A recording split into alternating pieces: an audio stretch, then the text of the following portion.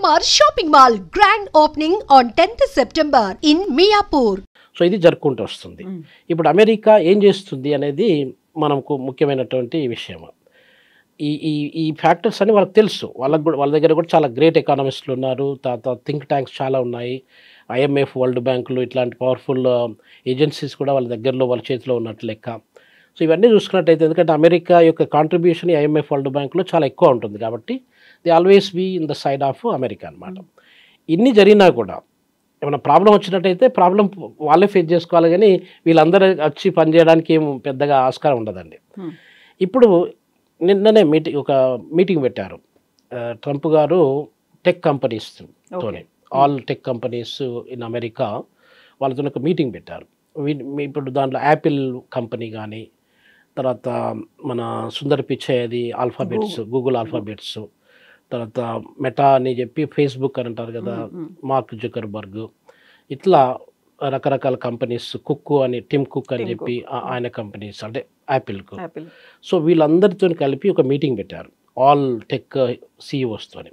ఆ మీటింగ్లో just dinner meeting అనమాట. ఆ మీటింగ్లో ఏం చేయాలి, ఎలా చేయాలి, వాళ్ళు ఏం చేస్తున్నారంటే ఇప్పుడు యాపిల్ కంపెనీ, తర్వాత గూగుల్ కంపెనీ ఇవన్నీ కూడా మన ఇండియాలో చాలా ఇన్వెస్ట్మెంట్ చేశారు. బిలియన్స్ ఆఫ్ డాలర్స్ ఇన్వెస్ట్మెంట్ చేస్తున్నారు, చేయబోతున్నారు కూడా. ఇన్వెస్ట్మెంట్స్ పర్టికులర్గా ఇండియాలో, చైనాలో ఈ రెండు కంట్రీస్లలో ఎక్కువ చేయకూడదు. మీరు ఎక్కడన్నా చిన్న చిన్న కంట్రీస్లో ఏదన్నా వైబ్రెంట్ డైనమిక్ కంట్రీస్ ఏదైనా ఉంటాయి అక్కడ చేయండి. ఈ రెండు కంట్రీస్లో మాత్రం చేయకూడదు. ఎందుకంటే America is the competitor for USA, India is also equally competitor for USA. అవును, అందుకే కదా చైనాలో పెట్టుబడులు పెట్టకండి, భారతీయులని మీ ఉద్యోగాల్లోకి తీసుకోకండి అనే మాట గతంలోనే చెప్పాడు కదా. అవును. సో ఇది యాంటీ ఇండియన్ అనేది అది బాగా రైజ్ అవ్వకుంటూ వస్తుందండి. సో దాంట్లో భాగంగా వాళ్ళు ఏం చెప్తున్నారు, సుందర్ పిచ్చై మనవాడే, ఇండియన్ అతను, ఇండియన్ బార్ను టెక్ హీరో. తర్వాత సత్యనారాయణలో కూడా మనవాడే, మన హైదరాబాద్ అతను. సో ఇద్దరు కూడా they were there in the meeting.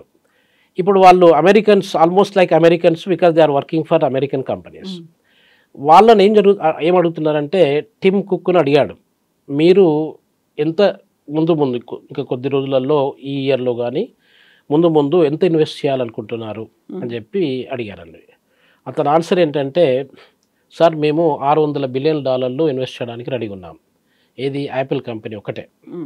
$600 billion అంటే చాలా పెద్ద అమౌంట్ అండి. ఇప్పుడు సింగపూరు ఎకానమీతో కంపేర్ చేసినట్టయితే almost double, close to double అనమాట. సో అంత పెద్ద, అంటే పెద్ద ఆర్థిక వ్యవస్థలు ఏదైతే ఉన్నాయో వాళ్ళ మొత్తం ఇన్కమ్ చూసినట్టయితే కూడా $600 బిలియన్ ఉండదు. అటువంటిది $600 బిలియన్ ఒక్క టెక్ కంపెనీ ఇన్వెస్ట్ చేయడానికి, అమెరికాలో ఇన్వెస్ట్ చేయడానికి ముందుకు వస్తుంది. అలానే అదే సేమ్ క్వశ్చన్ సుందర్ పిచ్చైని అడిగితే $200 బిలియన్ వరకు వచ్చేస్తానన్నారు. సో ఈ డెవలప్మెంట్స్ ఏదైతే ఉన్నాయో మొత్తము ఈ యొక్క, ఇప్పుడు మనం ఒక కుండ ఉందనుకోండి, కుండకు మనం అక్కడక్కడ 2-3 చిల్లులు కొట్టాము, ఎంత వాటర్ పోసినా కూడా ఆ లీక్ అయితేనే ఉంటుంది. ఇప్పుడు ఇవన్నీ టారిఫ్స్ పేరు మీద కానివ్వండి, ఈ ఇన్ఫ్లేషన్ పేరు మీద కానివ్వండి, అన్ఎంప్లాయ్మెంట్, మ్యానుఫ్యాక్చరింగ్ సెక్టరు, ఇవన్నీ కూడా ఎంప్లాయ్మెంట్, లో లెవెల్ ఆఫ్ ఎంప్లాయ్మెంట్, ఇవన్నీ కూడా అమెరికన్ ఎకనామీ మీద దెబ్బతీస్తూ ఉంటాయి. అది మనం నీళ్ళు పోసిన కొద్దీ కారిపోతూ ఉంటాం. ఆ కారిపోకుండా వాటిని అతకడం అన్నమాట. ఇవి ఈ ఇన్వెస్ట్మెంట్ ద్వారా అతకడానికి కొరకు ప్రయత్నం జరుగుతుంది అనమాట. కాకపోతే అవి ఎంత కాలంలో వాళ్ళు ఇన్వెస్ట్ చేస్తారు? ఇప్పటికిప్పుడు అయితే ఉద్యోగాలు రాలేవు, పరిశ్రమ నెలకొల్పాలన్నా, ఎక్స్పాన్షన్స్కైనా దట్ టేక్స్ టైం కదా. ఆ టైంలో మరి చేసేటువంటి ఆల్టర్నేట్స్ ఏముంటాయి, ఏం ఆలోచిస్తున్నారు?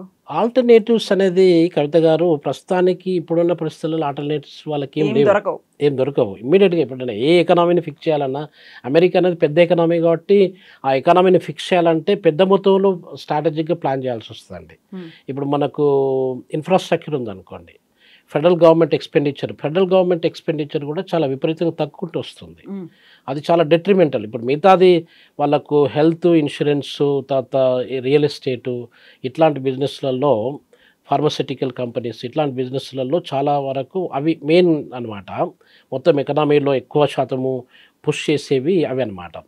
దాంట్లో ఫెడరల్ గవర్నమెంట్ ఎక్స్పెండిచర్ తగ్గిపోతుందంటే, ఇప్పుడు మీకు ఇంకొక ఉదాహరణ ఏంటంటే, అమెరికన్స్ దాదాపు ఒక 1-2 ఇయర్స్ నుండి రిసెషన్ తర్వాత గ్రోసరీస్ కొనుక్కోవడానికి అప్పులు తీసుకుంటున్నారంటే మీరు ఆలోచించండి ఎలా ఉన్నారనేది. వాళ్ళ పరిస్థితి, ఆర్థిక వ్యవస్థ ఎలా ఉందనేది మనం ఆలోచించుకోవచ్చు. ఇప్పుడు మనము మార్కెట్కి వెళ్ళి ఏదో బియ్యము, పప్పులు, ఉప్పులు, కూరగాయలు ఇంకేదన్నా కొనుక్కొని వస్తున్నాం. చిన్న చిన్న ఫర్నిచరు అదో ఏదో. దానికి మీరు అప్పులు తీసుకొని కొనుక్కుంటున్నారు. లేబాయి అంటే అక్కడ మీరు ఎంతో కొంత పే చేసి ఎవ్రీ మంత్ మీరు ఇన్స్టాల్మెంట్లో ఈఎంఐ కట్ చేయడానికి అలా పెట్టుకొని తీసుకొచ్చుకుంటాం. ఆ పరిస్థితుల్లో చాలామంది అమెరికన్స్ ఆ రకంగానే బతుకుతున్నారండి. దాదాపు 1.5-2 years మనకు రిసెషన్ వచ్చిన తర్వాత. అదొక పాయింట్. రెండో పాయింట్ ఏంటంటే కవిత గారు, అమెరికన్ ఎకానమీ అనేది లార్జెస్ట్ ఎకానమీ, నో డౌట్. అది దాదాపు $31 trillion ఎకానమీ అనమాట. కాకపోతే వాళ్ళ అప్పులను చూసుకున్నట్టయితే కూడా అప్పులలో కూడా వాళ్ళే నెంబర్ 1, ఆల్మోస్ట్ నెంబర్ 1. ఇప్పుడు జపాను ఇట్లాంటి దేశాలు కూడా చాలా అప్పులలో ఉన్నాయి. అవి అమెరికన్ మొత్తం అప్పు తీసుకున్నట్టయితే కూడా ఆల్మోస్ట్ $37 trillion అప్పుల్లో ఉన్నారు వాళ్ళు. అప్పులో ఉన్నప్పుడు అంటే ఆదాయానికి వాళ్ళ యొక్క అప్పుకు ఆల్మోస్ట్ $6 trillion. మన ఎకానమీ ఎంతైతే ఉందో, భారతదేశ ఎకానమీ 4.2 trillion ఉన్నట్టయితే అంతకంటే ఎక్కువ అమెరికన్ యొక్క డెఫిసిట్, బడ్జెట్ డెఫిసిట్ కావచ్చు, అది ఎకనామిక్ డెఫిసిట్ కావచ్చు, అంత లెవెల్లో ఉందంటే ఆలోచించండి. ఇక్కడ మీరు మనం 4th largest ఎకానమీ.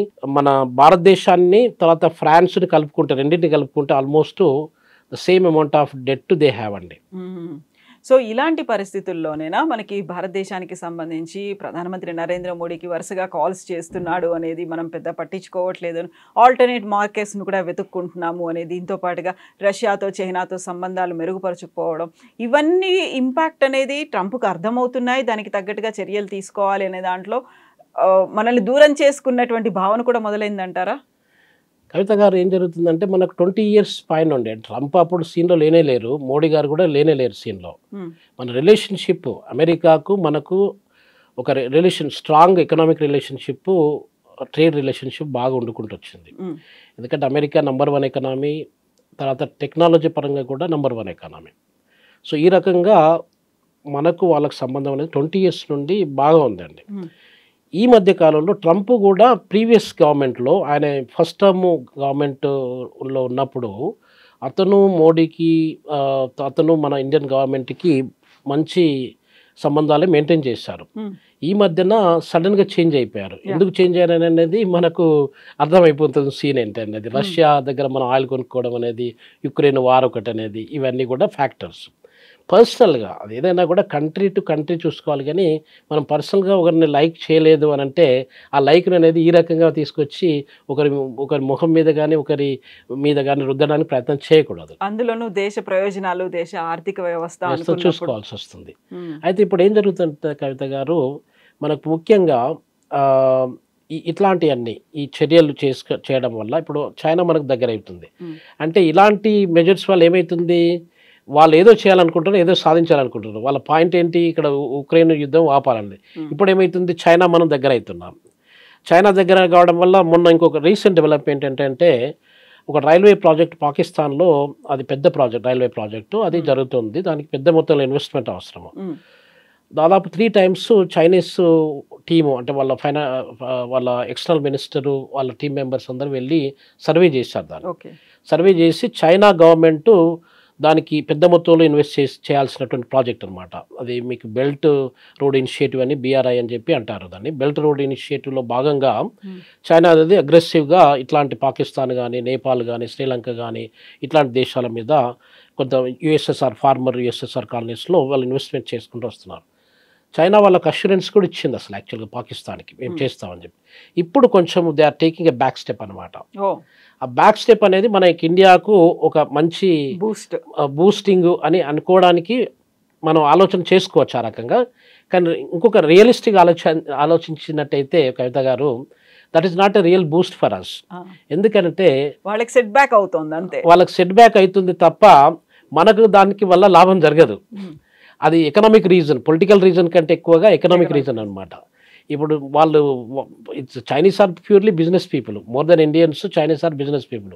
₹1 ఎక్కడైనా ఖర్చు పెట్టారు, ఒక RMBని ఎక్కడైనా ఇన్వెస్ట్ చేశారంటే దానికి 100 RMBలో లేకపోతే 1000 RMBలో ఎలా సంపాదించుకోవాలని ఆలోచించేటువంటి మెంటాలిటీ వాళ్ళది. ఇప్పుడు అంటే వయబిలిటీ, పాకిస్తాన్ ఎకానమీ అనేది చాలా డౌన్ అయిపోతుంది. ఆ పాకిస్తాన్ ఎకానమీలో మనము $2 billion, $5 billion ఎంతైతే ఇన్వెస్ట్ చేస్తే మనకు రేట్ ఆఫ్ రిటర్న్స్ వస్తాయా రాదా అనే క్వశ్చన్ వాళ్ళ లోపల బాగా డెవలప్ అవ్వకుండా వస్తుంది అనమాట. ఇంకొక రీజన్ ఏంటంటే కవిత గారు, అరౌండ్ $1.5 billion అది పాకిస్తాన్లో ఉన్నటువంటి ఎలక్ట్రిసిటీ కంపెనీస్ చైనీస్ ఇన్వెస్టర్స్కు బాకీ ఉన్నారు ఇప్పటికీ. అది ఇంతవరకు వాళ్ళు ఏం పే చేసే పరిస్థితుల్లో లేరు. సో ఈ ఫ్యాక్టర్స్ వల్ల వాళ్ళు వెనక ముందు ఆడుతున్నారు. మనకేదో ఫేవర్ చేయడానికి వెనక ముందు ఆడుతున్నారని మనము ఆలోచన పెట్టుకోకూడదు అనమాట.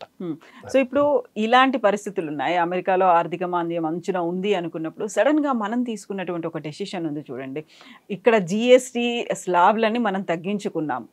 యాక్చువల్గా గతంలో ఉన్నటువంటి 4 స్లాబ్లు కాకుండా ఇప్పుడు 2 స్లాబ్లే వచ్చాయి. ఆ తర్వాత వోకల్ ఫర్ లోకల్ అనేటువంటి కాన్సెప్ట్, ఆత్మనిర్భర్ భారత్ అనేటువంటి కాన్సెప్ట్.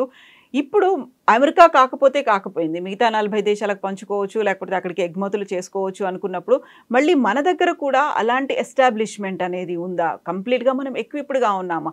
మన అవసరాలన్నీ మన ఉత్పత్తుల మీదే డిపెండ్ అయ్యేలా చేయగలిగేటువంటి కెపాసిటీ మనకు వచ్చిందంటారా? స్వయం సమృద్ధి అంటాం మనం, అది ఉందంటారా మన దగ్గర?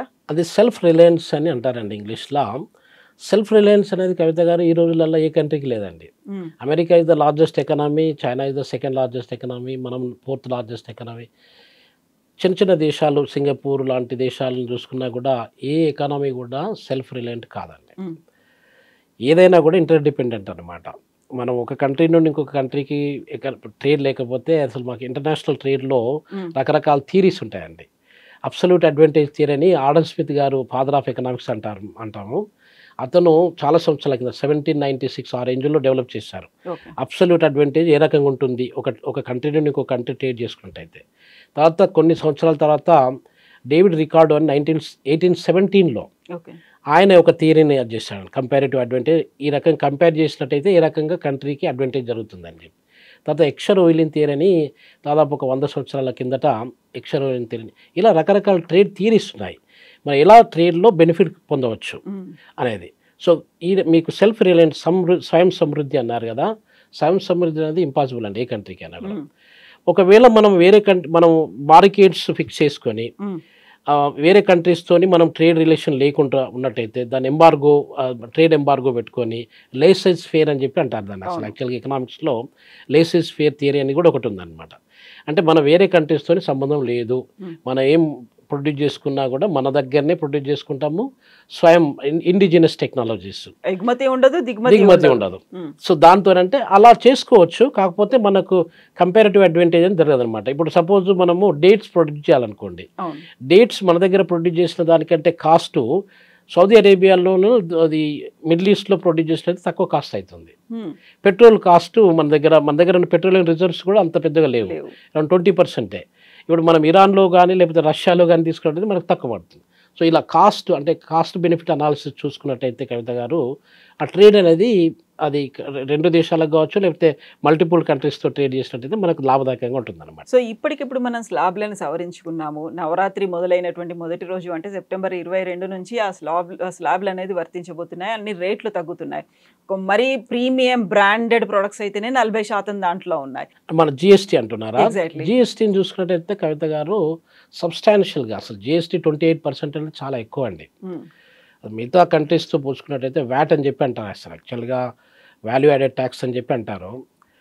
ఈ యొక్క జిఎస్టీ ఇంపోజ్ చేయడానికి మీకు ఇంకో ముఖ్యమైన విషయము చెప్పదలుచుకున్నది ఏంటంటే కవిత గారు, మన దగ్గర ఉన్నటువంటి ఆల్ ఇండియాలో ఉన్నటువంటి ట్యాక్స్ కమిషనర్లు, ఒక్కొక్క స్టేట్కి ఒక ట్యాక్స్ కమిషనర్ ఉంటాడండి. మన దగ్గర ఉన్న అన్ని భారతదేశంలో ఉన్న ట్యాక్స్ కమిషనర్లు, తర్వాత మన ఫైనాన్స్ మినిస్టరు జమ్మూ కాశ్మీరు, తర్వాత మన మేఘాలయ చీఫ్ మినిస్టరు, వీళ్ళందరూ ఒక 26-27 డెలిగేషన్ సౌత్ ఆఫ్రికాకి వచ్చారండి. ఎందుకంటే సౌత్ ఆఫ్రికా అనేది ట్యాక్స్ ఎఫిషియన్సీలో ట్యాక్స్ కలెక్షన్ చేసే ఎఫిషియన్సీలో చాలా one of the best countries అండి, టాప్ 20లో ఉంటుంది అది. అప్పుడు నేను ప్రొఫెసర్గా ఉన్నాను, కేప్ టౌన్లో పనిచేస్తుండేవాడిని. కేప్ టౌన్లో నన్ను ఇండియన్ హై కమిషనర్ వాళ్ళు కూడా ఇన్వైట్ చేశారు ఆ మీటింగ్లోకి. సో అది అంటే అక్కడ ఒక దాదాపు 3 వీక్స్ పాటుగా ఈ యొక్క డెలిగేషన్ అనేది అక్కడ ట్యాక్స్ సిస్టాన్ని స్టడీ చేసి దాని తర్వాత మనకు ఇక్కడ జిఎస్టీని ఇంట్రడ్యూస్ చేశారండి. ఇప్పుడు చాలా దేశాలు మొత్తం మీరు ట్యాక్స్ హిస్టరీని తీసుకున్నట్టయితే ఏ ప్రపంచంలో ఏ హిస్టరీని తీసుకున్నా, ఏ కంట్రీ హిస్టరీని తీసుకున్నా కూడా 28% అనేది అంటే మీరు ఓవరాల్గా చూసుకున్నట్టయితే ఇన్కమ్ ట్యాక్స్ 30% పోతుంది, జిఎస్టీ 28% పోతుంది. అంటే ఏ ప్రోడక్ట్ కొన్నా కూడా మనం ఏదో రకం ట్యాక్స్ దాదాపు 60-70% ఆఫ్ ద మనీ మీరు ఎర్న్ చేసిన మనీలో ట్యాక్స్ పోయినట్టయితే మీరు ఎలా పోతారు చెప్పండి? ఎగ్జాక్ట్లీ. ఈ ట్యాక్స్లు ఐటీతో పాటుగా అదనపు సెస్ అనేది కూడా ఉంది, ఇంపోర్ట్ ఎక్స్పోర్ట్ డ్యూటీలు దగ్గర మీరు ఇంట్లో నుండి కాలు తీసి బయట పెట్టారు, మళ్ళీ ఇంట్లోకి వచ్చే వరకు మీరు ఏ రకంగా డబ్బుల్ని డైరెక్ట్ ట్యాక్స్ ద్వారా కానీ ఇండైరెక్ట్ ట్యాక్స్ ద్వారా కానీ ఎంత స్పెండ్ చేస్తున్నారో మీకు తెలియకుండా స్పెండ్ అయిపోతుంది అనమాట. మీరు ఎన్ని చేసిన మనీని ఇప్పుడు మీరు బిలియనీర్ కావాలనుకుంటే మీరు ఈ జీవితకాలం కాదు కదా, 6500 సంవత్సరాలు పడుతుందండి బిలియనీర్ కావడానికి. సో అటువంటిది బిలియనీర్లు ఒక్కొక్కరు తెల్లారితోనో లేకపోతే మర్నాడు ఒక వారం రోజులలోనో నెల రోజులలోనో బిలియనీర్లు అవుతున్నారు. ఇవన్నీ కూడా జిమ్మిక్స్ అండి. సో ట్యాక్స్లో మనకు 12% మీరు అడిగిన ప్రశ్నకు కవిత గారు 12% 18% స్లాబ్ చేశారు. ఇంతకుముందు 28% మధ్యన కూడా ఒకటి రెండు స్లాబ్స్ ఉన్నాయి, వాటిని తీసేసి 12% 18% చేశారు. అలా చేయడం వల్ల రేట్లు తగ్గిపోతాయి న్యాచురల్గా. ఇప్పుడు ఫుడ్ మీరు మనం 5 and 18%, 5 and 18%, 12 and 28 ని తీసేశారు. ఓకే. సో ఇలా చేసినప్పుడు 5% అనేది ఎసెన్షియల్ కమోడిటీస్ ఏదో ఉంటాయి, సామాన్యుడు యూజ్ చేసే కమోడిటీస్ 5% స్లాబ్లోకి వస్తాయి. కొంచెం లగ్జరీ ఐటమ్స్ అన్ని కూడా 18% స్లాబ్లోకి వస్తాయండి. ఇంకా బ్రాండెడ్ కావచ్చు, టొబాకోలు, ప్రీమియం ప్రొడక్ట్స్ అన్ని 40% దాంట్లో ఉన్నాయి. అవును, అది న్యాచురల్. ఎందుకంటే టొబాకో కన్జంప్షన్ మనం తగ్గించడానికి, లిక్కర్ కన్జంప్షన్ తగ్గించడానికి ఎంత హెవీ డ్యూటీ చేసినా కూడా తాగే వాళ్ళు తాగుతూనే ఉంటారు, స్మోక్ చేసే వాళ్ళు స్మోక్ చేస్తూనే ఉంటారు. అది ఆల్వేస్ గుడ్, అంటే గుడ్ అని చెప్పడానికి లేదు, కాకపోతే that's how the government wanted to collect revenue అనమాట. అది జరుగుతుంటూ వస్తుంది. ఇప్పుడు ఈ 5% 18% చూసుకున్నట్టయితే కవిత గారు మనకు రేట్లు ఇప్పుడు మోడీ గారు నవరాత్రి సందర్భంగా, దివాళీ సందర్భంగా ఇవన్నీ జరగడానికి ఆస్కారం ఉంది అని చెప్పి నిర్మలా సీతారామన్ గారు కూడా మన ఫైనాన్స్ మినిస్టర్ అనౌన్స్ చేశారు. సో అది రేట్లు తగ్గడానికి ఆస్కారం ఉంది. కొంచెం దాన్ని ఏమంటారంటే మనకు టేక్ హోమ్ మనీ ఏమంటారు దాన్ని ఎకనామిక్స్లో, అంటే your money in hand will be growing అనమాట. ఓకే. సో ఆ మనీని మనకు ఒక పవర్ ఇచ్చినట్లు లెక్క అనమాట. ఇప్పుడు మనం 100 రూపాయలు ఉన్నాయనుకోండి, 100 రూపాయలలో ఇంతకుముందు 28% ఉన్నప్పుడు ఎక్కువ శాతం ట్యాక్స్లు పెట్టేది, దాంట్లో ఇప్పుడు మనం 5% 18% పెడుతున్నట్టే ఆ రిమైనింగ్ మనీ అంతా మన చేతిలో ఉండడానికి ఆస్కారం ఉంటుంది.